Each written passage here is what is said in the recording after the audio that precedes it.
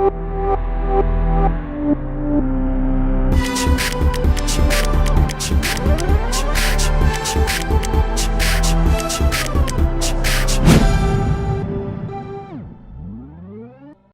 граѓани, почитувани медиуми.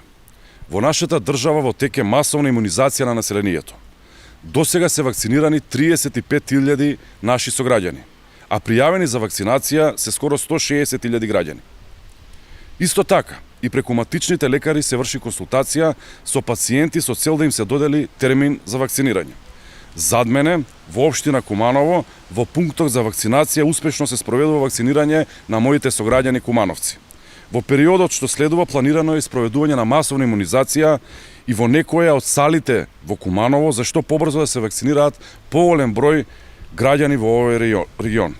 Истовремено, кога институциите посветено и пожртвувано се фокусирани на заштита од коронавирусот, ВМРО ДПМН, заробени во нивната деструктивна матрица, постојано шири паника, манипулира и лаже јавноста со бројни манипулации и шпекулации. ВМРО ДПМН уште на самиот почеток на пандемијата започна со ширење на манипулации и ширење на лаги.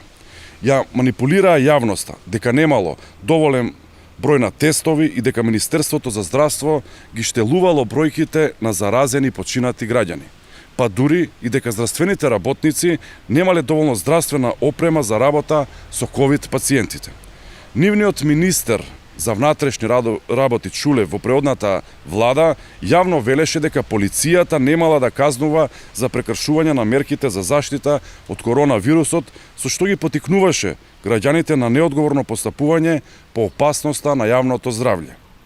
ВМРО ДПМН шири паника дека во болниците недостасувало респиратори, кислородни боци и дека немало доволно легла за пациентите заразени од COVID-19. Ги кочеа средствата од Светската банка наменети за инвестиции во здравствениот систем, а Мицковски јавно ги прекршуваше мерките за заштита. Нивниот функционер, познат за јавноста, Вело Марковски, повикуваше да не се носат маски, па дури и намерно да се заразувале луѓе. Замислете. ВМРО ДПМН е единствена партија во светот која е сојузник со вирусот. За разлика од нивната деструктивна политика, владата предводена од Социјалдемократски сојуз на Македонија постојано вложува во здравствениот систем. Куманово доби нов ургентен центар во склоп на општата болница со можност за обслужување на 200.000 наши сограѓани од целиот североисточен регион. Вложуваме во човечки капитал, во нашите здравствени работници и речиси година и половина континуирано вложуваме и ги зголемуваме платите на медицинскиот кадар. Од 2020 година платите на лекарите специјалисти се зголемија за дополнителни 25%, додека пак медицинските сестри добија зголемување на плата од 10% за 1,5 година. Продолжуваме да инвестираме во медицински кадар, во опрема, во инфраструктура, затоа што само на овој начин ќе го зајакнеме здравствениот систем во нашата држава и со таков начин ќе се избориме со самата пандемија.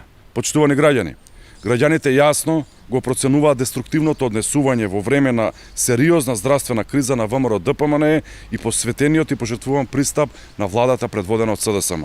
ВМРО ДПМН и Мицковски со ваквото нивно однесување може да очекуваат уште еден седми последователен пораз на претстојните локални избори. Благодарам.